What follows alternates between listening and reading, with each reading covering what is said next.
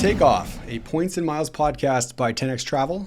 I'm your host, Bryce, and today's special edition episode, I'm actually joined by two 10X Travel readers, Katie and Raya, who we're going to get to hear from and meet here in just a moment. They are here today to help us break down the ins and outs of how to effectively use points and miles for family travel, as well as to discuss family travel tips and tricks in general. This is a topic that, by far, the most requested topic that we get at 10X Travel for the podcast. We've kind of put it off for too long, but here we are. I'm excited to be here to share some of my own tips, but mostly really to learn from these two experts on family travel and points and miles. So before we kick off, or should I say before we take off, I want to share some exciting news. We have recently upgraded our course material, and we've moved everything into our free web tool, My 10X. It's all in one place now, so you can easily access the course material, do the learning, but also at the same time, you can manage all your cards, your points, your totals, all of that in one single place. It's all free. You can sign up right now at my.10xtravel.com. It's also linked in the show notes.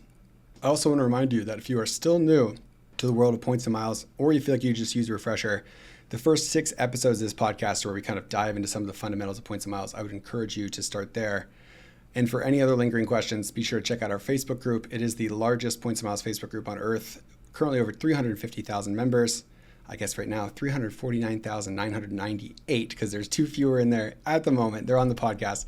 But this is a place where you'll go and ask questions, follow-ups on this episode, anything that you like. You will be able to get some help and have a lot of fun. In fact, as of the moment that we are recording this, we're currently giving away 10X Travel socks with Matt for folks who happen to have this podcast in their Spotify Wrapped. So we do like to have some fun in there. Anyway, we're going to jump into today's episode. As I mentioned, Katie and Raya are here to share some of their best tips for traveling with families using points and miles and just in general. And this is understandably a very frequently requested topic. We know that family travel can feel daunting, just in and of itself daunting. But then when you layer on points and miles, double daunting, or I guess depending on how many kids you have, triple daunting, quadruple daunting, it just keeps going. But as you're here today, it is entirely possible to do. You can save quite a bit of money using points and miles when traveling as a family. You're going to hear from some of the experts. And in addition to the tips we're going to get today, we'll be answering some of the questions that were asked in our Facebook group ahead of this conversation, covering things like award strategies for booking flights and hotels with families, real life examples of successful family trips using points and miles, some just general tips on traveling with infants and young children, and how to stretch your points for affordable, meaningful family vacations. So all of that on the way. But first, I want to get to know our guests, Katie and Raya. So let's go one at a time. I'm looking for just kind of like the elevator pitch, like, who are you? So let's start here. First on my screen, I have Katie. Can you tell us a little bit about yourself? Sure. Hi, everybody. So I'm really excited to be on this episode. Thank you very much, Bryce, for allowing me to talk here. I am in the Washington, D.C. area, and I have a family of 5. So I have 3 kids. They are 11, 7, and 9.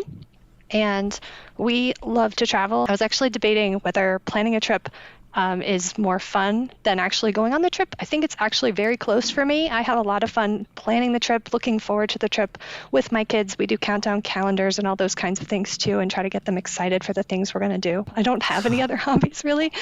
This is what I love to do. My kids have actually been to more countries than they have states so far, although we do have a goal of seeing all 50 states together. They've seen 22, and they've been to 24 countries. So looking to add more. Incredible. And I share your feelings about what's more exciting, like booking or traveling, because like it's pretty darn exciting to like put all the pieces together and like solve the puzzle, and you kind of get that like buyer's high of like, oh man, like this is happening, this is on the way. So yeah, I have trip planning withdrawal for sure. If I'm not in the midst of planning a trip, I will plan something quickly. There we go. We'll call it TPW. We can coin that here right now. Trip planning withdrawal. Can you tell me kind of like your points and miles origin story? Like how long have you been doing this? Do you remember how you found it? What were like kind of the early days like? Just kind of walk us through that. Sure.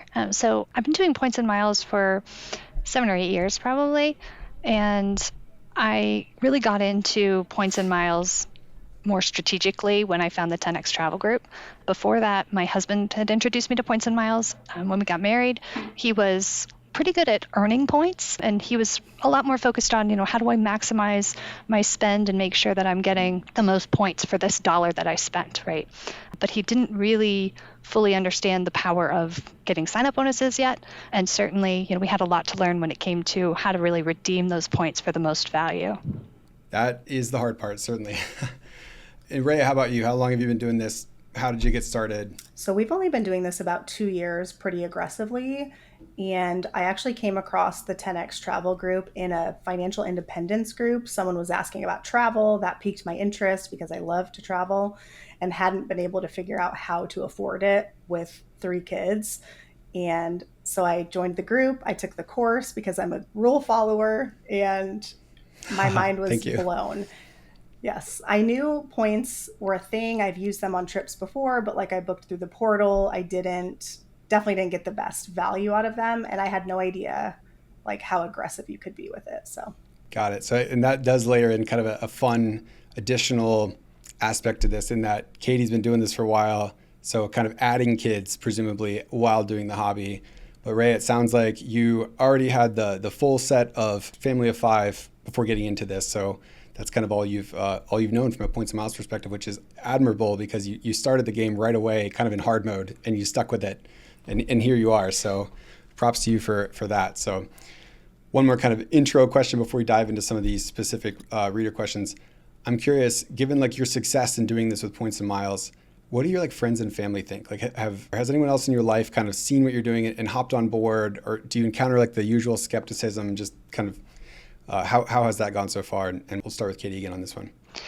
So I've gotten my side of the family somewhat involved in points and miles, not quite to the extent that I am, but I don't think that's for everyone. My parents have taken a couple trips. We've gotten them to, a secrets resort for their anniversary, which they really enjoyed. And they have gotten a couple credit cards on my recommendations, and I get referrals for that too, which is awesome. My brother's also a little bit involved, and I'm still working on my husband's side of the family, to be honest. They do have points earning cards, most of them, and they haven't really taken me up on my offers to help them, redeem their points for the most value. And my brother-in-law, one of them, actually has over 1 million points and is still paying cash for flights, which just hurts my soul a little bit. But I'm going to get him to break one day and let me help him book his flights. So. Well, at the very least, it sounds like Thanksgiving didn't have a laptop on the table next to the turkey. Like, hey, Katie, about that award search stuff you do, awesome. That, pretty typical in my experience. Rhea, what about you? most people that I talk to about this think we're fully insane. My mom has gotten a few cards, and part of that is we took a girls' trip with her and my sister earlier this year. So she got to contribute some points because I can't carry the whole team. But beyond that, no one does anything. Except my dad likes to say, "Oh, where are you off to this week?" This week, I love that too. Yeah. Yeah, as disappointing as that can be, I always tell myself more award space for the rest of us. So you tried. Yeah. Let's we'll jump into some kind of particular topics, reader questions here next, kind of getting into some of the meat of the material here. The first one comes from a question in our Facebook group from multiple individuals, Megan Fuller and Peter Schultz. They ask, are there discounts or perks for kids, like Flying Blues 25% discount for children under 12, or booking a second Hyatt room at a discount? I guess from each of your perspectives, are there any particular kind of loopholes or strategies that you involve with related to award pricing that are unique to children or families? So, yeah, I think I've definitely taken advantage of the Flying Blue award discounts a lot. My daughter is now 11, which means it's like the last year that she can take advantage of those. So that's going to sting. But I really love that aspect of their program. And we have also taken advantage of the Hyatt family room rates where you can get a discounted second room, which we definitely need with a family of 5, especially in Europe.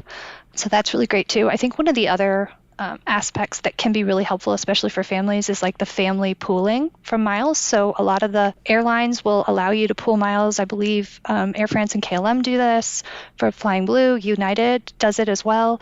So does JetBlue, and I think maybe even Southwest. So, there's a lot of programs where that can really help you to put your miles together, especially if you're, each person is earning points when they're flying, but you get, 1,000 points at a time. It's going to take you a long time to be able to redeem that for anything meaningful. But when you can pool all those points together, you might get a free ticket a lot faster. So I think that's really helpful. Yeah, and it's been wonderful to see more airlines kind of jumping on that train the last 5 years or so. It used to be almost non-existent, and now it's getting there. Ray, what about you? Yeah, I think I would echo the flying blue. That's really the only one that's consistent, with the kids 25% off award flights. We also took advantage of that. We're going to Europe next year, and we're able to get all five of us in economy for 85,000 points, which is Wow, a steal. a steal. So beyond that, there are sometimes promotions that some airlines will do, but it's not consistent. So when I am strategizing a trip, like I never plan on it, and if it happens, then it's a bonus. But when I'm earning points, I'm planning to pay whatever the full price is. Gotcha. How about Southwest Companion Pass? Are either of you Companion Pass holders? Have you ever had one before? How do you kind of think about that? Yes, my husband and I currently each hold a Southwest Companion Pass. It will expire at the end of this year, and we will not attempt to earn it again until the end of 2025. And that was kind of done strategically. I think the Companion Pass is the biggest game changer for families of four or more. Like, especially if you have a P2, you should each be getting one. And we specifically opened the cards and did the whole thing and then planned our trips for the next 2 years around where Southwest flies to. And so we've done Hawaii a couple times, Costa Rica, Washington, D.C., actually, which is where Katie lives. Um, and then next year, we're focusing more on international travel because we won't have the companion passes then. So, yes, plus 1,000 to the companion pass. And especially if you live in Phoenix, I imagine you probably have one of the best route networks of any airport for Southwest. So I'm envious as a Columbus, Ohio resident. We have 12 choices. Well, Phoenix doesn't do a lot right when it comes to international flights from our airport, believe it or not, but Southwest is a good sweet spot. Yeah. Agreed. Katie, how about you? Companion Pass, is that something that's been in the cards for you? So we do not have the companion pass yet. I think we're actually doing it opposite of Raya. So we have been focusing mostly on international travel up to this point. Kind of after COVID, everybody was itching to, leave the country and go see all the other places. So we've really been focusing on that quite a bit. And so Southwest didn't necessarily work out as well into our plans. But also, BWI is really the hub for Southwest, and we're closer to a couple of the other metro area airports. So it's a bit of a drive for us also. So definitely, when we do decide to get the companion pass, which might be the end of next year, we will be, planning our travel accordingly. Nice. Love the yin and yang there. Take turns with the award space domestically and internationally. That works out super well, at least for this group of three. In terms of booking these award seats for families of five, right? That's what kind of makes it difficult, and our readers certainly feel that. They look at the solo travelers who grab the last second, oh, there's one first class seat and it was only 10,000 points, and they're like, how do I do this? So I'm curious how each of you kind of think about award space for families of your size, any particular strategies, tactics that you employ to find it, and just advice that you'd have for folks who struggle with that situation. I think one thing for our family at least is we've been mostly focused on economy flights. We haven't taken our kids in business yet. It's just too cost prohibitive to have that many tickets in business, and our kids are still fairly young and wouldn't fully appreciate the experience. So we're kind of holding off on that. We do have a business trip planned for just me and my husband next year, but that'll be each of our first time in business also. So we're very excited for that.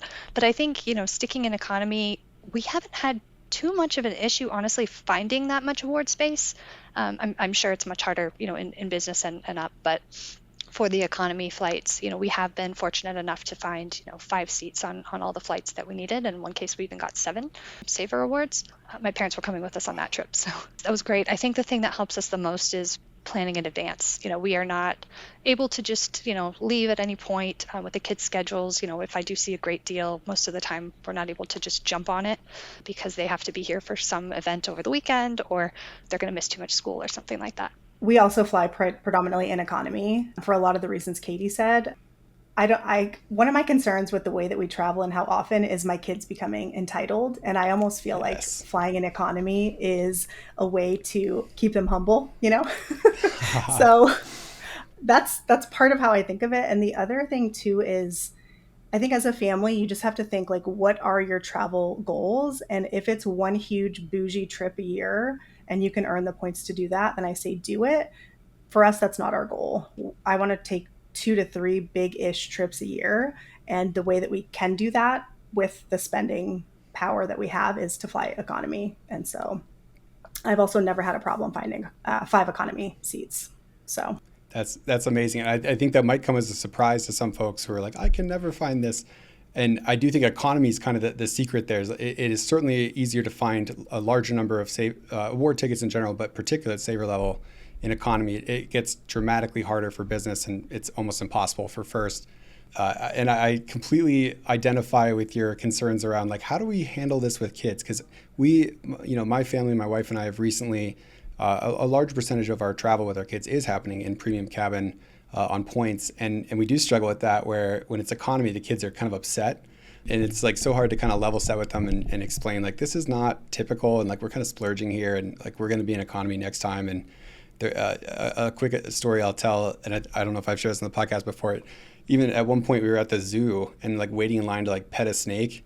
And my daughter like tugs on my sleeve and she's like, Daddy, do we have status? Like, can we skip this line? I'm like, all right, we officially have a problem. We need to address this. The next 3 flights are in economy. We've got to get back to baseline here. So same with like lounges. Like, we have to sit down in airport restaurants. So he's like, oh, where's the lounge? Why can't we go to the lounge? It's like, okay. I'm curious to see how they kind of transition into adulthood with that experience as children. Yeah, my oldest has asked if we got an upgrade whenever we're at a hotel, because my husband had globalist status. We're going to lose it in February. But I've started trying to prepare them. They're like, are we going to get free breakfast at this hotel and all these things? I'm like, those things are not normal. So they're going to go back to but the way it used to super be. clutch for families though, right? Like when you're traveling, Definitely. the free breakfast, I think save you a couple $100 depending on where you're going, especially when kids order a $30 waffle and have 2 bites of it. It's especially with my kids. Oh my gosh, yes. Yeah. Yeah. So there's the tip in and of itself. Hyatt with status, free breakfast for kids. Are there any other kind of hotel awards or bookings that you tend to do that, in your experience, come with other fringe benefits that might be particularly good for families? We have strategized getting globalist status this year simply because we have so many nights booked with Hyatt next year. So that was also done on purpose. But I have going back to the entitled kids, I do have a funny story. So we stayed at the Hyatt Regency Huntington Beach over Labor Day weekend, and I had booked a suite, which I don't normally do. I normally do one room in the US, but this was a suite, and it was all they had available. And so I splurged and we did it. And I was telling the kids like, oh, we're getting a suite, right? Like, I'm pumped. This is going to be great. And we walk in, and first of all, it's huge. Like, it's huge. My oldest, who's 10, was like, wait, this is it? Like, this is the suite? And I was like, yeah, isn't this great? And he was like, it's just not what I was expecting. And I'm like, well, what were you expecting? And he starts describing like some penthouse apartment he's seen on YouTube. And so I thought, okay, like, fair. Like, I didn't clarify to you what a suite was. And like, he had much grander expectations, I guess, than what it really was. So he was disappointed, but I was not. Yeah, I've certainly had some of that too. It seems like any hotel that's not basically equivalent of like Kevin McAllister at the Ritz surrounded by room service is like, what's this? Like, is there better rooms? Like, can we get a different one? But when you do get them, boy, is it a lot of fun with the kids when there's multiple rooms and then kind of run around and play hide and seek in a totally new location. That's a fun aspect of family travel for me. Next question comes from Melinda. She asks, when is the best time to book for school vacations and when jobs and student schedules limit flexibility? I know both of you mentioned that you tend to book pretty well in advance, but can you tell us how you kind of think through that travel planning process, when you start looking, when you typically book your flights? How many times do you end up searching, finding things where it's like, oh, it's missing one aspect, it doesn't work? Kind of just, how do you think about timing? Okay, so it's December 2025. And I am thinking about our March 2026. I'm sorry, today is December 2024. Sorry. You scared me for a minute. I was like, wait a second, did I just get out of a coma? Because I think it's 2024. No comas. Everything's fine. So I am thinking about our March 2026 trip. And all of our trips for next year are fully booked already. And wow. Like, I'll add to that. This is maybe a little nuts. I'll acknowledge that. But my husband and I both work full-time jobs. We have 3 kids that are all in school, and they all not only go to different schools, but they go to different districts. And that means they each have their own school calendar. And so I have to figure out like, okay, this is like the window, right? Where they all overlap, or most of them overlap, where we can go. And we aim for a spring, a summer, and a fall trip because that's when they have breaks. And so in order to save the most amount of points, I am booking as soon as the availability opens for the most part. Gotcha. That is about as challenging of an award space situation as I can think of, because you not only have the airline award space, but you have to find like the school award space really, with multiple calendars Yes. overlapping and such. That is a challenge. When you're doing these award searches, do you typically have like completely fixed dates, or like to what degree can you be flexible in that? I usually have like maybe like a 2 to 4 day window where I think we could leave and return. And I think people might wonder this. So, like, our kids do miss school sometimes a day or two because of a trip. And the way that we prioritize it that works for us is my oldest is we prioritize him not missing school. My other two are younger and it's not as big of a deal. My oldest is like in an accelerated program. And so him missing school is a bigger deal. So we will prioritize his calendar over others if they don't match. But we are okay with them missing a day or two, here and there. So. Gotcha. Do you ever get any pushback like from schools on that? Do you have to take homework with you? Actually, do you have any advice on how to present that to a school? Because I imagine there's a lot of parents listening right now who maybe never consider that or intimidated, but how do you go about that? I am not the best one to ask because I don't even ask the school for permission. Like, I know some people will say, like, how do I get my kid to have an excused absence? I am unconcerned about that. They just don't go. And like, if anyone has something to say about it, I will say like, oh, we were on, a trip. But I think also like my kids they all are doing well in school. And I think maybe if they weren't, that would be a different conversation, but I don't do anything special. So maybe don't be like me. Well, it seems to work for you. I'm picturing like an absence request form, like reason, just like savor space to Paris. Nothing else needs to be said, Yes. I think kids learn so much when you travel that it's a good learning experience no matter what. And so I'm okay with them missing a day of, addition or whatever it is. Yeah. And at least from my perspective, it seems like that's getting kind of more accepted as time passes. Schools are not nearly as strict with like, we don't care, you have to be here. A lot of them kind of lean into that belief, and I'm so glad that they do. Yeah, for sure. Yeah, Katie, how about you? How do you think about timing? What degree of flexibility do you have to build into your searches, and how do you really just accomplish that? So I think pretty similarly to Rhea, we plan well in advance. I just booked a trip for us for June of 2026.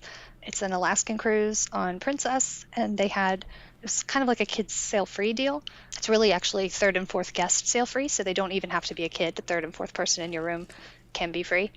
I had never seen that offered over the summer before. It's usually during times that kids are in school and they're trying to incentivize you to take them out of school to go on the trip. So the fact that I found it in the summer, I just figured we should jump on it. When we plan our trips, I will usually try to plan, the spring break. We always do a big trip for spring break. We'll always do one big trip over the summer because I know they're going to be out then. And then we'll usually do one other trip at least where we do pull them out of school for a couple days, but I will try to minimize the amount of time that they're actually missing from school. So our school calendars have recently gotten much better. They used to be very sporadic teacher days off and things in the middle of the week, and you can't really do anything with that. I think they got some parent feedback and they actually made some improvements. And now we have some good chunks of time. We actually booked a trip for next year where I was able to find a 5-day weekend for my kids. And so, we just jumped on that and said, well, okay, let's make it about a week, right? And they're only going to miss 2 days and we'll be gone for 9, including the weekends. So I just think that's really helpful. And it's something else that, we have in the fall time as well. We got back from a trip from an all-inclusive resort, and we had also booked that because there was just a good chunk of time that the kids were going to be out of school for teacher work days and random holidays strung together anyway. So it just worked out that we were able to go on a trip during that time too. Yeah, echo all of that. I feel like one of the secret weapons for parents with children in school and traveling is the kind of the holiday weekends that a lot of other people don't necessarily view as like a big holiday, if you will, like President's Day weekend or something. It's like, oh, there's no school on Monday, everyone's not doing anything. That's when, for me, it's like, all right, where are we going? Like, these are wonderful times to go take the kids, miss minimal, if any, school. And it seems like very few other people are traveling or really thinking about that. So that's a kind of a secret weapon of sorts. But yeah, and it's on peak a lot of the time too for different pricings, right? You can get a really good deal then because not as many people are traveling over those holidays. Absolutely, yeah. And I want to hear more about the Princess cruise. Yeah, same. Like if I Yeah. look distracted, it's because I'm already Googling it. Already booked it just right there. Or just wait a second. We could probably collaborate with other readers. I heard 2 additional people in a room, and they don't have to be children. So maybe we could like team up, like, everyone divided by 4. We'll kind of do this, as cheaply as possible. But yeah, I'd love to hear more about that. And I was also about to ask how much flexibility you each put into destinations. Like you have the relatively fixed dates and such, but do you kind of explore the whole world? Do you have set destinations? So we'll start with that. What we do is we have like a travel bucket list. We have a list of all kinds of destinations that we'd like to go. Obviously, we want to go almost everywhere, but we have some major places that we'd like to get to in the next couple of years. And I will watch for travel deals. And I watch the group. I see what people are booking. People will, say, "Oh, there's a great deal here," and I will look into it. And then a lot of the times I will book a trip based on that. And less so I kind of let the deals dictate where we're going to go on that particular trip. I find that works best for kind of stretching our points to go more places, being able to just jump on those really good deals when I do see them. So like Gotcha. Virgin Atlantic, for example, we just jumped on Oh yeah. on the transfer bonus, and we booked a trip to Switzerland. But we were able to do it by actually going to London, and then we're building our own layover essentially, because it was much cheaper to take the direct flights to London. We found 6,000 point flights before the transfer bonus. So round trip. I think we booked 5 tickets round trip on Virgin for 43,000 points for all of us, which was just crazy. And I told my husband we have to go somewhere. And we had actually already been to London. So I thought, where else can we go? And Switzerland was on our list. I looked on Google Flights, found that there were some cheap flights. And so we were able to book that. And, it was a cheap way to get us into Europe. So I think those like entry level fares is another really good tip for people.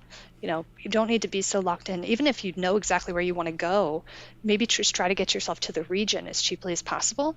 And that a lot of times once you're already there, it's relatively cheap to take a train or a cheap flight to get you to where you really want to be.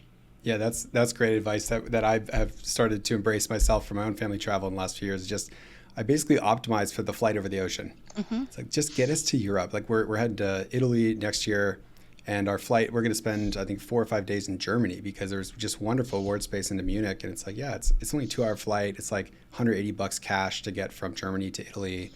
Most people wouldn't think to maybe piece that together, but you get to add another destination and also just open up so many options for ward travel. I'm curious, Katie, are there any particular sources for those deals that you find to be most helpful? Honestly, the 10X group, probably. Thank you. You don't have to say that, though, to be clear. Like, No. whatever you No, find. it I'm actually asking is. mainly for myself here, but I'm not. I don't subscribe right now to a lot of the other alerts that are out there for travel. But I think the 10X group for sure. I've actually taken a couple of aspirational trips thanks to Matt Brown. So a lot of his posts, if he posts something, I go there. I trust him completely at this point. He will not lead you astray. So if he says something's a good deal, you should probably go. But yeah, I mostly just to see the excitement and people starting to book a lot of things. And once I've seen a couple different posts about it in various groups, I'll just sort of put that together to myself and say, this is something I need to do. Gotcha. I don't know about you, Raya, but I'm getting at least a 5% vibe that there's some super amazing deal source that Katie's aware of. And she just kind of ducked it. She's like, oh, no, just your group. Nowhere else at all. Please don't announce to hundreds of thousands of people about this thing because I need this thing. And if that's the case, I respect that. That's yes. You got to keep some secrets, right? Yes. Yeah. So Raya, how about you? How flexible are you on destinations? Kind of, do you have any particular sources for deals that you look at? Any particular examples of trips you've booked recently? Yes. So I do subscribe to Thrifty Traveler, and I also follow the Realm. What's the guy that like runs it? He's constantly posting deals. Tim. Yes. Tim. Yeah. They email him too. They do a wonderful job. Yeah. I feel like he never sleeps. I don't know. So I do use those. We were not able to take advantage of the Virgin Atlantic transfer bonus. I will say like the downside of planning ahead so far, like we do, is sometimes you just can't make another trip work. Like I absolutely cannot take any more PTO next year. Like I will lose my job probably. So I'm kind of stuck. But other than that, I mean, I agree with everything Katie said. I will the one thing I will add is you guys on the East Coast have so many good options for business class flights over to Europe. And I am jealous of that because we don't have as many from the West Coast. And I also am not going to fly, 4 hours or 5 hours to the East Coast just to take a business class flight. Like, that isn't worth it to me. So I'm jealous of you all. We hear that a lot. I can certainly understand. I guess the silver lining is know that all of us on the East Coast are jealous of your proximity to Hawaii. Yes. Because for us, Okay, we're that's looking fair. at Hawaii, That's which is very amazing true. for kids. It's 40% farther than Europe in some cases, and you generally have to stop on the way, and it's like, so yeah, maybe not an even trade-off, but that is one thing you have going for you there. That's fair. And that actually brings up topic of kind of just generally repositioning with kids. That a lot of folks are very concerned. It's one thing if you're a solo traveler or a couple and you're in your 20s and like, hey, if we get laid over in New York for a couple days, whatever. But that's a very different calculus for kids. With the sneakiest problem in my experience is when those unexpected layovers, car seats. If it's like, hey, we're stuck overnight, we have to go to an airport, cool. Good luck finding an Uber with 3 car seats. Like, that just doesn't happen. So that's a challenge. But I'm curious, do each of you consider repositioning? Have you ever run into any issues before? Do you have any tips for folks who are kind of worried about it? So the car seat thing is tricky. We only have one in a car seat now. There is something called the Ride Safer vest, which we're actually going to get for our daughter for next year, which is literally like, it's basically like the car seat straps that they put on as a vest, and you can, install it in whatever cars. And so that would be an option. If people don't know about that, you can find it on Amazon. We are going to position twice next year. We are flying out of Chicago to go to Paris, and then we're also going to fly out of San Francisco to go to Japan. And it's hard when you have to reposition for 5 because it's not just like $100. It's like $500 to $800, right, to buy a flight for all 5. I guess really quickly I can share the strategies that we use, and then maybe Katie can jump in. For our repositioning to Chicago, we had a bunch of Southwest credits that we had earned because we had a delayed flight. And if you don't know, if your Southwest flight is delayed more than 2 hours, you can basically message them on Facebook and you can ask them for a credit, and they generally will give you $75 to $100 a person. Oh. And so we had roughly $500 in Southwest credits that we used to buy our flights from Phoenix to Chicago for next year. And then we are flying out of San Francisco to go to Japan. And I actually discovered a really helpful hack because Alaska Airlines has a distance-based award chart. And so from Phoenix to either LA or San Francisco, it's only 4,500 Alaska points one way. And so I was able to get positioning flights for all 5 of us for 22,500 points. And so that I thought was fantastic. So those are my 2 tips. I love the jaw-dropping total prices we're hearing on this episode today, where it's like, yes, many people traveling for an amount of points that you find between the couch cushions. It's like, even like I see a lot of award redemptions, and even I'm very impressed by these totals. That's amazing. So it sounds like neither of you have encountered any like major issues with a positioning flight being canceled or getting stuck somewhere overnight unexpectedly. Is that something that you think most people over fear? Yeah, go ahead. We did have one issue with that. I don't think it was a repositioning flight, though. I think it was actually just a layover flight. But we were coming back home from Aruba a couple years ago from spring break, and we had a connection in, I think, North Carolina before getting back to DC. And our flight in North Carolina, we were well delayed, I guess, coming out of Aruba. And because of the delay, then we missed our flight in North Carolina, and that was the last flight of the night. So they had to put us up in a hotel. They actually handled it really, really well.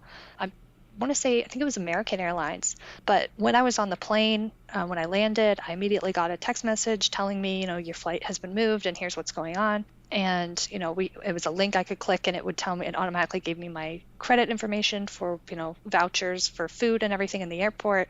And then I was able to, select which hotel I wanted to stay at, and we chose something just right by the airport, so we'd be as close as possible.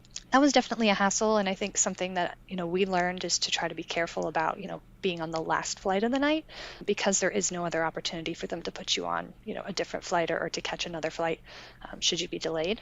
But in all of the travel that we've done, that's the only time that that's happened. So I also don't think it's something that's a huge concern for us. But, if it's really important to you, you can try to book a direct flight. And luckily it was on the flight home, which I'm not nearly as concerned about. I don't want to miss time in my destination, but, if I am home later and just have to tell work, sorry, I can't make it, I'm okay with that. Yeah, it's like the old, oh, gee. And especially if you have coverage from, any of the premium cards, particularly if you use one that's per like person on the itinerary and it's like family of 5, credits times 5. This isn't so bad. It's almost like a unexpected vacation of sorts if you make the best of it. Awesome. And I guess and layovers too with families with young children. I'm sure that each of you are in this boat too. Connection times are a little bit more dicey when you have small legs having to transfer across 2 different terminals in like a 40-minute international layover. That's another challenge that I'm often thinking through as well, and longing for the days of just being able to be by myself, throw on my backpack, and just like literally run through the airport. It's a little different when you're bringing the kids along. But yeah, that's wonderful advice to kind of think about that last flight of the day and leave a little bit of extra time there for the kids. I want to transition us next to hotels. This is probably the most common question we saw asked when we mentioned that we were doing this episode. You have that issue where booking rooms for more than 4 people is virtually impossible, especially in places like Europe where they're actually strict about the requirements and the rooms are considerably smaller. So I'm curious, how do each of you think about lodging with points and miles? I know we talked about the Hyatt like extra room feature a little bit before, but just broadly, how do you handle lodging with points and miles when traveling with family? I think we do a couple different things. We certainly try to book a Hyatt whenever possible because it does have such great redemption rates. There are a couple Hyatts in Europe that I think are absolutely incredible redemptions. One of those was Vienna. In Austria, we stayed at the Lindner Hotel group, which I think is part of JDV by Hyatt. And there's also one in Prague. I believe there's a few others, but we've stayed at both of those. If you stay off peak, I think it's 3,500 points per night. We were there over the summer. It was 5,000 points a night for a room, which is just ridiculous to me. I mean, that's a fantastic deal. And when you have to book 2 rooms, and that means you're only spending 10,000 points a night, that's cheaper than a lot of the other hotel brands that you could book anyway. So it feels very doable for us, and it really allows us to spend more money on our flights getting there or something else, but it's a great trade-off. So, we're not staying at the fanciest hotels. And I think the other thing that we do is we will consider using the portal as well. You can use the portal. I know a lot of people say, you shouldn't use the portal, but a lot of that is more so for flights, right? The delays, connection issues, all those kinds of things, flights are canceled. It can be really hard to have to work with a third party, but for a hotel booking, as long as they have your reservation, which you can confirm ahead of time, there's really not as much risk there. And so, that's one way that you can either use, redeem your points if you want to spend less cash on a hotel that maybe doesn't normally accept points or have a loyalty program. And then there's also, opportunities to leverage any, bonuses or targeted offers or things like that for maybe a reduction in the cash price also. So we've kind of done all those different methods, especially when there's just not a lot of big chain hotels in the area. Yeah, and retweet on the portal bookings. I think if you looked at a graph of like my time in points and miles and like the number of portal bookings I do, it is up and to the right because it does solve for the award space issue. It solves for the kind of non-brand hotels, and maybe it won't cover everything, but it certainly helps you save quite a bit of money. It makes the whole booking process easier. We're going to jump to Ray in just a minute, but I'm curious, Katie, are you exclusively like a hotel for lodging family, or have you ventured into like the VRBOs, Airbnbs, and if so, do you have any kind of advice on that world? I think we've done an Airbnb one time at the beach where we wanted to rent a house for a period of time. And really that's it though. I think for the most part we've been on loyalists to Hyatt because my husband did have the Globalist, and we spent a lot of effort to get that, and so we wanted to leverage it as much as possible. And we've really seen a lot of value, especially with the free breakfast and other kinds of things that can really add up.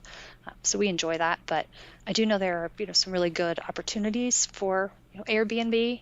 You can purchase gift cards for Airbnb and get multipliers depending on what kind of a card you might have and what store you're purchasing from. And then, you can also link that to like Delta, I think, and also British Airways. Avios has opportunities where you can earn either Sky Miles or Avios for your spend through those links when you go to Airbnb. So it's a really nice way to earn miles for that spend that you might need to do anyway. And Rhea, how do you think about lodging with points and miles and with family travel? So we have come to realize that we are very much hotel people. We have used Airbnb on occasion. Most recently would be a trip to Costa Rica earlier this year. We were in Manuel Antonio and also La Fortuna, and we stayed in 2 different Airbnbs. And the second Airbnb was actually a villa inside another hotel. And so we had access to all the hotel amenities, like their pools and their hot springs. And that was when we were like, oh, this feels like a vacation, right? Like when you're at a regular Airbnb and you're cooking all your own meals, and let's be real, I'm cooking all the meals, like it doesn't feel very relaxing. And so that Airbnb, which I would highly recommend if anyone is looking for one in La Fortuna, Costa Rica, I can send you the link, Bryce. Yeah, we'll put it in the show notes. Yeah, it was phenomenal. But beyond that, we like hotels. And I think if you are a family of 4, you are a little better off. There are some IHG hotels, I think, in Europe that can fit 4. The way that I like to look is if you go on like Expedia and you search and you put in the occupancy, it will give you some options, and then you can filter through like, okay, I know that this Holiday Inn is maybe bookable by points, and then you can go to the website and check. But if you're 5, you need 2 rooms. Like there's literally not a single one, I think, that you could book on points in Europe for 5. So we have prioritized globalist status this year because we have 2 rooms booked in every single Hyatt that we will stay at in Europe and Japan next year. And that is going to save us thousands of dollars in breakfast for the most part. In breakfast alone, yeah. And then on top of the lodging, like, yeah. In your experience, have you always been able to get conjoining rooms, or have you ever run into an issue where like you're on this side of the hotel and you're on this side of the hotel? Yeah, it happens. We always reach out beforehand, email them and let them know, these are the reservation numbers. We'd love connecting rooms. Sometimes they don't have connecting rooms, and then you're just kind of, stuck like that. But it hasn't been a huge issue for us so far. And I predominantly the hotels that we have booked, I know have adjoining rooms for the most part. And so I have high hopes, but it's never guaranteed. So. Certainly. In my experience, it seems like it's gotten a little bit better with their ability to confirm that ahead of time. Like it used to be, you book, you request adjoining rooms, and you cross your fingers and hope. And it's like 50-50. But in the last few that I've booked, I've gotten an email ahead of time, like we're confirming there are adjoining rooms, like you're all set. So that has lowered the stress levels just a little bit. I might be the odd one out, but I actually prefer when they're not connecting. My kids behave much better when the rooms are not connected. So being able to separate them a bit and say, you go to your floor for a while, you all stay in your floor for a little bit. I also love when the hotels have the key cards where you have to have the right key card to go up to a certain floor, because then they can't just go like running through the hallways or slamming doors or things all the time. So I love that. Plus it leaves the opportunity open as a parent to say, go to your room while at a hotel, which is kind of fun. Yeah, you can separate if you want. Yeah. Maybe the biggest key to family travel is having those moments where you can get a little bit of space to yourselves. Because if you put everyone in one room for too many continuous days, fun goes down on the graph in a lot of trips, at least for me. That is true. Yeah. Yeah, I feel like this is the first time when I'm kind of in the opposite camp of the two of you. I've transitioned almost entirely to Airbnbs everywhere I go. I, in many cases, don't even like look for hotel options anymore because I'm spending so many of my points on booking the flights because there's 5 now. There's not a ton left over anyway. And I know I'm going to put them to use in a future trip. So we just kind of take the easier route, go Airbnb, especially if they have like cribs and high chairs and a lot of the amenities that are not as easy to come by in hotels. And we find that's easier. There's really not a great way to use points and miles for Airbnb. We get asked that all the time. I really wish that there was, but there's just not. And so that's just the part of our trip that we end up paying cash for, and we just kind of accept that going into it. So yeah, lodging, not easy with families, but still doable. And the two of you are doing it at a level that very few that I've seen are doing. So props to you on that. Next, I want to talk about some kind of example trips. What are some of the kind of the highlight trips that you've taken with your families? If you remember any cost figures on points or cash that you can share, that'd be helpful. But what have been some of the best ones so far, and what's upcoming for each of you? Some of the trips that we've taken, and this kind of goes into trying to take advantage of things when you see them, when deals are available. things are constantly changing in the points and miles world. Things are constantly being devalued, or things, a hotel room that cost something last year is going to cost more next year. And so I always try to just jump on those sort of aspirational trips or bucket list trips for our family whenever I see them. As far as some of the best trips we've taken, I think we did a European cruise. We love to cruise, if you haven't noticed. We did a European cruise with my family, and we got a really good deal on that because of my husband's status matching that we were able to do. I know, a lot of those avenues have since been shut down, unfortunately.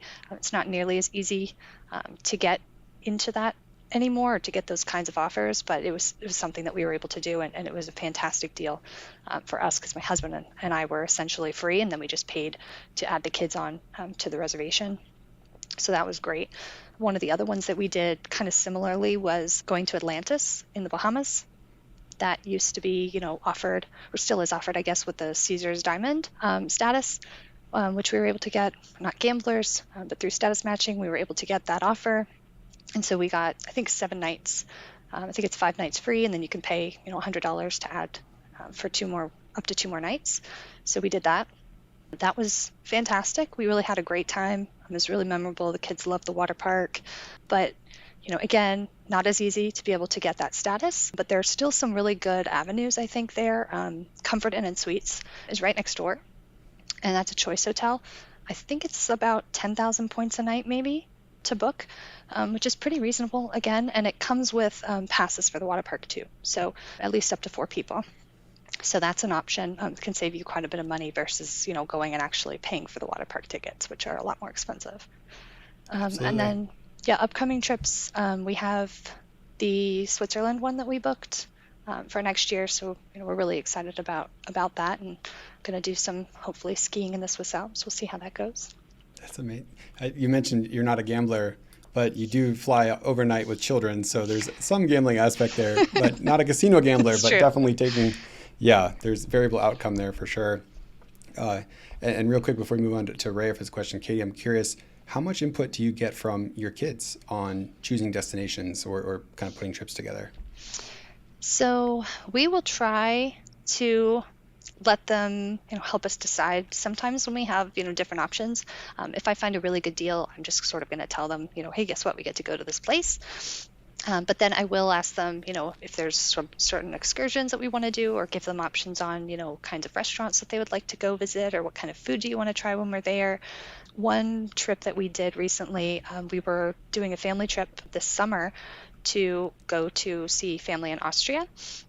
And so our dates were, kind of fixed. We needed to be there at certain times to meet everyone. But I knew that my girls had really wanted to go to Paris for a while, and we had been to London another time, and it just didn't work out. We couldn't make Paris work that time. And so this time I said, I really, really want to try to make it work for them. I know how much it would mean to them to be able to go and experience that. And so we did, find a way to get us there. It was not an easy trip planning, because our dates were fixed. I could have found much cheaper flights had we been able to go at a different time of year. But we ended up going when they were gearing up for the Summer Olympics, and also when Taylor Swift was doing her Eras tour in Europe. So flight prices were a little bit insane, and a lot of the good award availability for Paris had already been snatched up by the time the family decided they wanted to go. So we got a little creative. We were able to book flights into London again, looking for the cheapest way to get us just to the region. And then we got some flights on British Airways that were relatively cheap just to get us into Paris. And then we could continue from Paris to Salzburg and get us to Austria, where we needed to meet family. So it worked out. And I think they had a really great time, and they loved the Eiffel Tower. And so it was a fun family experience for sure. Gotcha. Talk about working around different unanticipated issues, like, hey, Taylor Swift and the Olympics are going to be there. Good luck. Yeah. Raya, how about you? So I think probably our most memorable trip from this year, and that's both for good and bad, was Costa Rica. And so we used our Southwest Companion passes. We flew from Phoenix into San Jose and rented a car, drove to Manuel Antonio. We're there for 5 days, and then drove to La Fortuna. We're there for 3 days, I think, and then flew out of Liberia. So there's 2 different airports in Costa Rica. We used no points for hotels. We did Airbnbs, like I mentioned earlier. But The trip was extra memorable because, and here's where I'm going to plug travel insurance when you travel with kids specifically. Normally, I would not get insurance if it were just me, but we had a medical issue with one of our kids in Costa Rica. We had to visit an urgent care twice and then also a public hospital in Costa Rica, which was terrifying because none of us speak Spanish. We got really good care, like that was all fine. But thank goodness for travel insurance because I think I had to pay $500 out of pocket and got it all fully reimbursed from the travel insurance. And as a side note, $500 was very cheap for what we had done. Like there was an ultrasound needed, like there was a lot of things that would have cost a lot more in the United States. I, on a whim in January, bought the travel insurance for our trip in March. And I was so grateful that I did because it was a big time savings. And so now it's kind of a joke in our family. Like when we talk about Costa Rica, my one kid who had the medical issue was just like, I don't even want to hear about it. Like, don't even talk to me about it. So it was scary in the moment, but ended up working out fine. But definitely recommend travel insurance when you're traveling with kids. And then as far as upcoming trips, the two that I'm most excited about, we're going to Europe next year. We'll do Paris, Barcelona, and Madrid. And we're also going to Japan in the fall. And so we will do Tokyo and Kyoto for 2 weeks. And so I am super excited about both of those. My husband grew up in Japan, and so he is very excited to go back and take our kids. So Amazing. What a year of travel for a family of five. That's a long list of destinations and not easy to do. Certainly, yes. I'll add a few favorites of my own. One of the ones that consistently I recommend and people come back and they're like, wow, I'm so glad I did that, is Baha Mar in the Bahamas. Very close to Atlantis. You can book it with Hyatt points. I think it's $25,000 a night, depending on when you go, for a standard room. The property's incredible. There's a beach. There's a huge new water park. There's like 8 different restaurants. It has something for everyone. And it's pretty easy to get to flight-wise on points. There's a lot of airlines that fly there. It's not super expensive anyway. And just an incredible property. We're going back there in March for our spring break this year, and probably will continue to do that really every year. And we also see a lot of folks go to Hawaii and stay at the Grand Hyatt. I think it's also about 25,000 points per night. A lot of people upgrade to club level if you have kids, because then you can save on the waffle expense, if you will. Many ways to fly there, but Companion Pass tends to be one of the best ones for families. And just a wonderful, wonderful experience as well, with the pools and the beach and the weather and the excursions and all the many things you can do there. Those have been 2 highlights for us, and ones that we see a lot of readers do as well. But I feel like everywhere is on my list still. We're doing Italy next year. We're on the flight over, we're flying on Lufthansa business class. I think we got that for 60,000 points each. Home, we're still working on, but a few options available there as well. Probably going to fly economy, but going to make it work out. And actually just booked that like a month ago for next summer's travels. So not super far in advance. There's actually still quite a bit of availability, mostly because, as we mentioned earlier, it was optimizing for the region. And I actually used our award booking service, and I was just like, destination, Europe, anywhere. Just get me over the Atlantic as efficiently as possible with points, and we'll figure it out from there. So looking forward to those trips as well. Where in Italy are you going? We're going to Sicily. So down there on the nice. island, just got an Airbnb kind of on the coast, looking for a little bit more of a quiet vibe, because as I'm sure you know, the kind of super busy European capitals are a little bit less appealing with kids. When it's like, hey, we're going to do a 2-hour walking tour. I have a 3-year-old, that's going to be wonderful. And there's no ice cream or cotton candy. So, how are we going to do this? But yeah, we like to go places where you can kind of spread out a little bit and take it a little bit slower. So I'm very excited for that. It'll be my first time to Sicily. All right, quick transition into kind of just generally traveling with kids.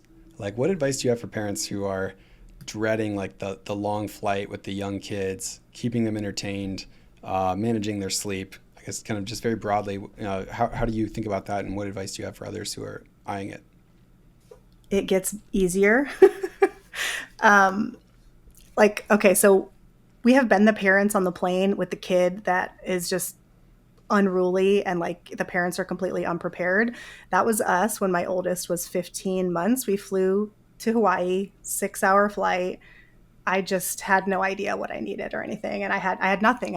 Didn't have enough snacks. I didn't have enough anything. By the end of the flight, like people from the other side of the plane were giving us like toys and snacks and like whatever. The flight attendants knew my son's name by the end. Like it was just bad. And since then we've learned you need a lot of snacks on flights. and you just need a lot of new like dollar store toys that they have never seen. And once they hit like 3.5, their attention can be held by a screen for like a long enough time, and then you can like read a book. That's what I've learned.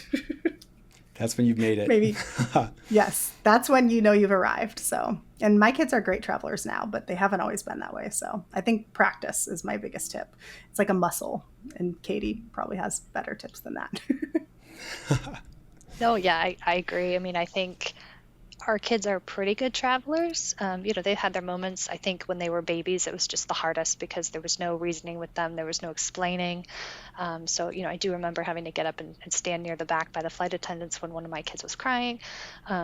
But, for the most part, I think, yes, definitely all the snacks, all of the Dollar Tree board games and things. I fill their backpacks with all kinds of new things. I don't let them see it until they're on the plane. And then they have a lot of fun. The window clings work really well for the airplane. Just make sure you remember to take them off when you're done. And then, even just like asking for extra cups. I did that when I had babies. The flight attendants will bring you just the plastic cups. They have a lot of fun playing with that. They don't really even need toys necessarily. And then, a pacifier. If you have a young baby on a flight, the swallowing motion really helps with their ear pressure. Yeah, I think all those things, and then definitely the screens and everything. My son also, he has motion sickness, so I don't travel without Ziploc bags, gallon-sized Ziploc bags everywhere we go.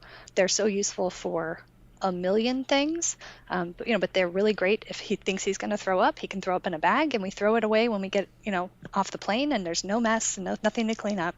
Works great in the car as well. If you're getting in a taxi, an Uber, anything like that. He has almost thrown up. We've had to stop an Uber and say, please let us out. He's going to throw up. They were very quick to let us out. But, he made it. He was fine. So, those kinds of strategies. But then those Ziploc bags also work really well. Like if you're, going somewhere where you have wet clothing or somebody had an accident or, whatever, you can just like throw it in a Ziploc. If you have, you bought food and you didn't eat it all, you can throw that into an extra Ziploc, like all kinds of things. So definitely don't travel without Ziploc bags. And I did find out the hard way. I forgot to pack them for our Europe trip. And usually my husband's like, oh, don't worry, whatever we forget. I always think I'm going to forget something, He's like, whatever we forget, we'll just buy when we get there. It's not a big deal. They don't have Ziploc bags in Europe. I found that out. I went to every single store in all the different countries we hit. Not a single one had anything resembling a Ziploc bag. So I will never forget that again. That's a great tip. I feel like someone needs to like sell like a parent belt that has like a Ziploc pouch, like a holster, and then you got the dollar store toys. It's just like, I'm ready. Yeah. Pop-up hampers are great too.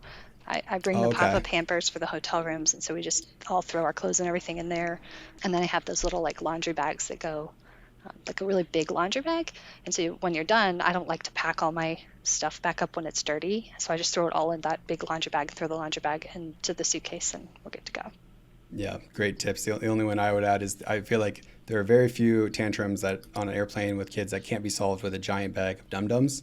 So just having like 50 suckers on call, and then bonus points for if you can do that for other parents who are in that situation that Ray was describing, which I think we've all been in, like kids screaming, you're standing in the galley with the flight attendants doing everything you can, but it's like a guardian angel appears with a Dum-Dum, and it's like, everyone's thrilled. Like airlines should just stock those. Mm-hmm. They should. And you know what? I thought of one other thing.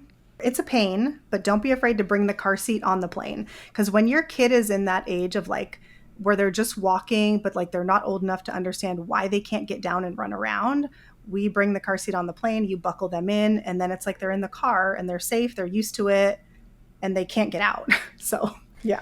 We do the same.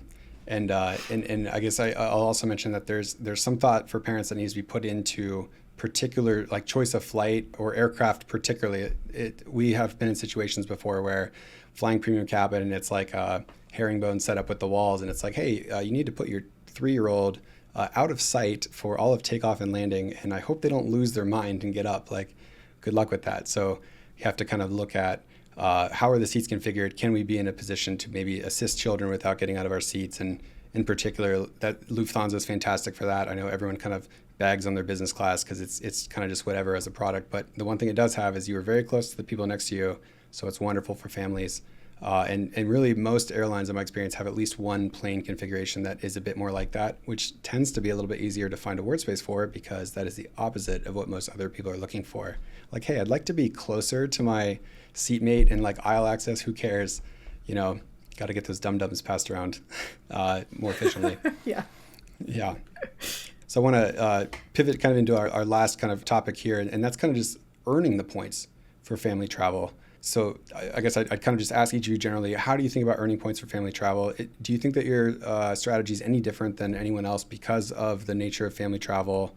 Do you both have supportive P2s who kind of participate in the earning process? And what advice do you have for others who are struggling with that? How do I earn so many points for my family of 5, 6, 7, etc.? I don't really know how this compares to other people, but I think we have been pretty aggressive this year. So we have my husband and I have each opened 7 cards, so 14 total between the two of us in the last year, which I think is a good amount. You need more points the more people you have, but you also, I think, have bigger expenses. So our grocery bill is pretty big. We own our home and we've had some home improvement stuff. And so it's allowed us to meet minimum spends fairly easily. I don't really know how that compares to other people though. So it's a lot to me, but I'm going to try to do it again next year. That's how I think about it.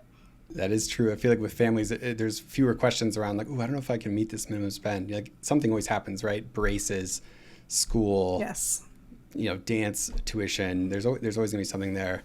And as a quick follow-up for that one, Raya, do you feel like you're focused on like what types of points you earn or like pacing or any of that is different because you're booking family travel, or is it pretty much just the same with a higher requirement of points to be earned?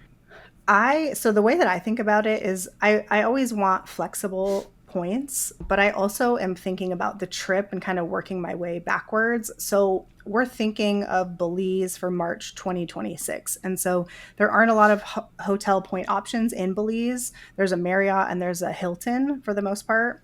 I was trying to strategize, like, how can I get enough Marriott points for 2 rooms at this property for 3 or 4 nights? And it doesn't really seem feasible. And so I've kind of resigned that we will probably do either an Airbnb or pay cash for a hotel, and I will use Southwest points for the flights. And so I'm working backwards that way. I'm thinking about the trip and then thinking what types of points could I use on this trip, and then I'm applying for those cards for the most part. Gotcha. And hopefully referring back and forth with P2 as well. That's kind of yes. The one upside of having more travelers is those referral bonuses.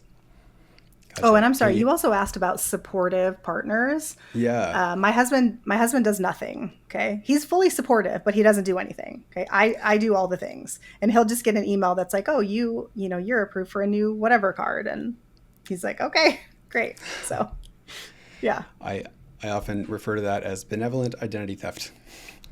Yes. Someone else is applying for cards for you, but they're doing so strategically and they're letting you use the points. So it works out better that way, honestly. Yes. Two cooks in the kitchen tends to produce more problems in my experience. Katie, how about you? How do you think about earning points for family travel, and what tactics or strategies do you employ? So I think we are probably not quite as aggressive in recent years. We space our applications out. So, we will trade off between who's getting the new card. If he just got a new card, I'll be the next one. So that usually means, one of us will get a new card about every 3 months, which means that, my applications, I get a new card every 6 months. So, that velocity has worked really well for us so far.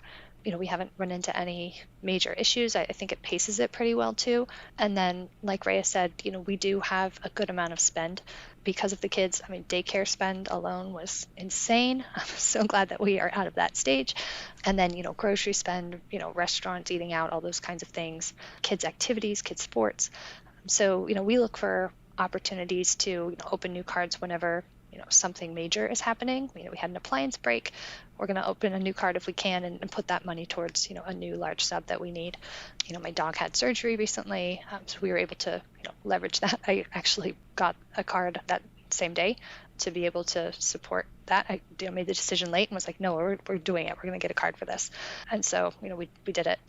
I do have a very supportive P2, though. I actually don't even think he's a P2. We're both P1s, basically. He's very aggressive too. We're constantly sending each other, deals, notes, all kinds of things like, hey, have you read this blog post? Have you seen this? He manages a lot more of, like the lounge access kinds of things, I would say. I do a lot more of the, trip planning and activities once we're there. And then, we split between opening cards and the strategy and everything as well. Yeah, I'm in a similar situation, supportive P2. It really, family travel with points and miles is already super hard, but I feel like if you don't have a P2 who's willing to engage or at least like let you do so on their behalf, that makes it tremendously harder. So I feel for anyone who's in that situation, but for my strategy, I feel like we lean a little bit more into more flexible points simply because when you're traveling with a family, like you have so many other restrictions kind of happening around planning a trip. If you're stuck with like, all right, I have these particular miles with like AA or something, it just adds one more that often will topple it over. So you have to lean into the transferable currencies and kind of stay flexible in that regard. And it does help that they kind of just organically add up a little bit faster when you have kids and expenses and you can time new bonuses around those expenses that come up when you have kids and a home and all that kind of stuff. So the points kind of just end up working out a little bit easier than most people do realize. So to kind of bring this to a close here, I want to ask if you have any other kind of just general advice, things that we didn't get to today that you want to share, kind of just like closing remarks of advice for family travelers or really just in general. I have one. So I think the biggest strategy that I employ when trying to make our points go as far as possible for our trips and just maximize the number of trips that we can go on and not necessarily have the most luxurious trips is really just trying to find that saver level award, trying to go as cheaply as possible. And I don't know if people realize or even think about it, but if you're a single person, a single traveler, and you're going to spend maybe 10,000 points above a saver level award, that's a drop in the bucket. It's not a big deal for that, right? It's totally worth spending that if that gets you where you want to go on the dates that you need, all that, that's fantastic. But when you're a family of 5 and you spend 10,000 more than a saver award, that's 50,000 more points that you need to book that trip, or 50,000 points that could have been used for another trip, right? So I think that just makes the act of looking for saver awards that much more important as a family, and also leveraging the transfer partners as much as you possibly can. Because the different alliance members and things, right, can really, the same flight can cost much less on a certain carrier. So definitely, even if you're not familiar with those, you're not, comfortable, maybe you don't know which airline is going to have the cheapest. If you've been in it for a while, I typically know which ones I think are going to be the best for certain locations. You learn that as you go, but you don't need to know it when you start, because if you search every transfer partner, you will find the best deal no matter what. You're not going to miss one. So all you really need to do is just methodically go down that list, check everything, and then compare and say, this is the one that's the best deal for us. Absolutely. Great advice. Raya, how about you? Yeah, that's so true about the Saver Awards. I think that's huge. 2 things for me. One, people are always wanting to know, like, oh, I don't know where to go, right? Like, I don't know how to decide. And I think you can't choose a wrong destination. Like, it's not like you're going to plan a trip and go somewhere and not have a good time, So I think just pick somewhere and go. And then the more that you travel and the more that you travel with kids, you really do build up the muscle and your own confidence in doing it. Like, now that I've navigated a hospital in Costa Rica, like I'm unstoppable, I can do anything. And then I think the other thing is like, almost like the elephant in the room that I feel like maybe people don't want to accept is there is some kind of a compromise that comes when you're doing family travel on points and miles. And sometimes that compromise is you're flying economy and not business class like you want to be, or it's, you're paying cash for an Airbnb versus, points for 1 or 2 hotel rooms. But for me, that compromise is totally worth it when you get to take your kids to Europe and Japan and all that. And so I just think, like, don't let the fact that it's not going to be perfect and exactly how you want it keep you from exploring the world with your kids, because it's totally worth it still. So those are my 2. Yeah, that's great advice. The first thing that I was going to add here was if you're a family traveler, I feel like you have to just abandon like the comparison and game and any mention of cents per point. It doesn't matter. Like you book the thing that you want to do as a family. It's not going to be like the super screaming deal that you might see in the Facebook group. And the more time you spend comparing yourself to the folks who have those fewer hurdles and can book those amazing things, you're just going to like beat yourself up and feel horrible about it. Lean into like the pragmatic and the practical. Like, can this amount of points get you somewhere that you want to go? Cool. Do it. Don't even worry about whether that was like the best deal you could have found. because that works for your family. And this sounds self-promotional, but I feel like the award booking service that we have is particularly valuable for families because of the reasons that Katie was mentioning. If you can save 10,000 points for flight and have an expert find it for you, the savings add up tremendously fast when you multiply that across multiple kids. And on top of that, if you have multiple kids, you probably have a much busier life and you don't have the 3-hour block to search every transfer partner and like review the rules and stuff. And someone else can kind of do that for you. I fully dove into that and it has made a world of difference. And then like the last one is not as tactical points and miles, but I feel like be proud of what you're able to accomplish with points and miles. Like you're taking your kids around the world. Most kids don't get to experience this. It's got to be tremendously helpful for their own development to see other cultures and have all these experiences. And you made that happen. And yes, it's stressful and it's harder, but the reward almost feels a little bit sweeter at the end because, you have 5 people who are now experiencing this instead of, going by yourself or one other person. And kind of just leaning into that and feeling the pride of that really makes it a little bit easier to get through some of the other hurdles that we've discussed today. And it makes that redemption high just a little bit higher when you can share with like, hey, all of us are going. This is awesome. And, we made it happen and looking forward to the trip. So that's my 2 cents. Yeah. One more thing I would add to that too is a lot of times people will say, well, why are you going to take your kids? They won't remember. First of all, like they may not remember, but you will. Right. So you will always have those memories with your kids, but also they're going to remember the feelings of being on the trip, right? They're going to have those experiences. They're going to experience new cultures. It's going to shape them in ways that you may not know later, but it's still an incredible experience for you all as a family to bond and do all those things. And so, to anyone who's wondering, should we start traveling? Is there a right time? Go as soon as you can. It's, it doesn't matter what the age is. There's always going to be complications. Once they're out of the baby stage, you're going to start to get into, can I take them out of school? Just go and have a great time and deal with it as it comes. But it's totally, totally worth it. And they become better at traveling the more you do it. As Raya was saying earlier, that's huge. That is a real thing for sure. And to that I hear that a lot too. The whole like, oh, they're not going to remember it. Like, why would you take them? And my new favorite snarky reply is like, okay, cool. So you don't throw birthday parties for your kids until they're 9? Do you buy them the clothes that they want? They're not going to remember that either. Why don't we just feed them the same meal every day as if they're like a pet until they're like 10? And then it's like, oh yeah, that logic falls apart super fast, right? So plus it's not like parents have an endless amount of opportunities to be like, well, yeah, we're still going to travel, but leave our kids at home. Like that's even harder than finding a ward space. So, for a lot of folks, that's not even a choice. But yeah, I feel like I learned a ton in this episode. I'm so grateful for your inputs and for participating today. Can you tell us where can people kind of find you online if they're interested in kind of learning more? Feel free to share like social media handles or how to find you in the group and anything else that you want people to have as a follow-up before I wrap up the episode. You can find, I'm in the group. Raya San Augustine is my name. I'm probably making snarky comments sometimes, but like still kind in the group. Me too. That's the vibe and we love it. Yeah. I do love it. It's my favorite group. And then I do share about our travels on Instagram. So we are at Travel Party of 5 on Instagram. And I have a bunch of highlights and stuff about trips that we've taken as a family. So. And that's a great handle too. Yeah. Love it. And we will link these in the show notes as well so folks can find it. Katie, how about you? I'm in the group as well. So Katie Schultz, that's SCHULZ.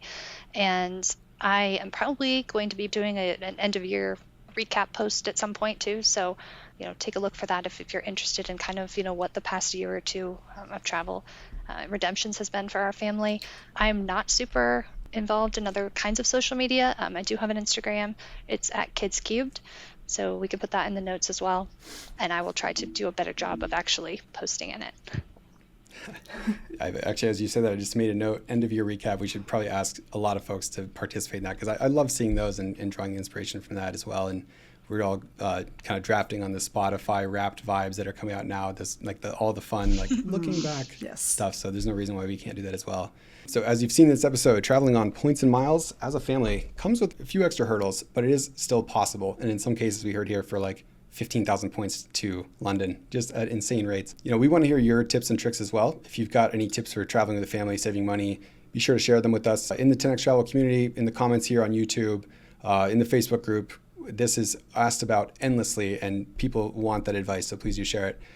If you still have questions, I would encourage you to join 10X Travel Plus. That's our paid annual membership. You receive up to 2 one-on-one consults per year. Maybe you can ask about best dollar store toys to take on the plane, or what do I do if my kid is freaking out? Like which galley is better, forward or backward for taking them there? whatever you'd like to talk about, we got you covered. And you do also get one free award booking every year, which is clutch for families in particular. Last but not least, make sure to brush up on your material and our free course, which is now in My 10X. You can find that at my.10xtravel.com and linked in the show notes. It's going to teach you all the basics that you can use to get to the point that we've been covering here in this episode. And hopefully one day you're maybe appearing on a podcast, but at least taking your family around the world, saving much money doing it, having a lot of fun, and really just building those memories that are why people travel. It helps to be able to do it on points and miles as well. Katie, Raya, thank you so much for joining us today. For all of us at 10X Travel, I'm Bryce. Appreciate you listening to Take Off, a Points and Miles podcast by 10X Travel. We will talk to you next time. Thanks.